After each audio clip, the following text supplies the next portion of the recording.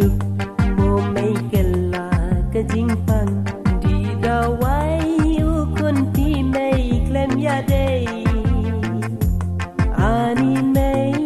janja buka jing im Ladag klem dan ibai Mano ban ban mensi Ladag klem dan ibai Mano ban ban mensi Nyalakan mo may kasyong marway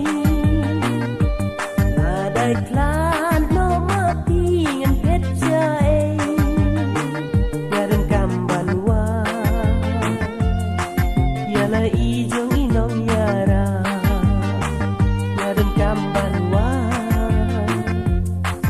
Yala ijong inong yara Pandalagdo Kenmo ilasingkay Siano ngan pet Siano bangan pai Pandala po Kenmo lagabo Manusi sayanga Ibandang niyo ko Nadaklem don lagi kun kiki Panoyan nga ban mi bujli Nyalakan mo may kasyong marway Naday klan no matingan petsa Yaran kambanwa Yala ijong inong yara Yaran kambanwa Yala ijong inong yara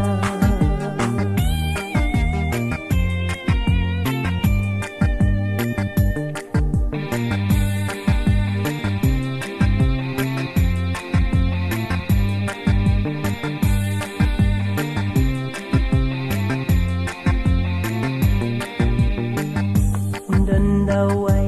yanya omdan ikin bar Omdan doktor omdan kepiran Ya kajing pang banta bentenda Desa dan ibai balaban penkia Desa dan ibai balaban penkia Nyalakan mo may kasyong marway Ladaklan no mafian petsa Yaran kambanwa Yala ijong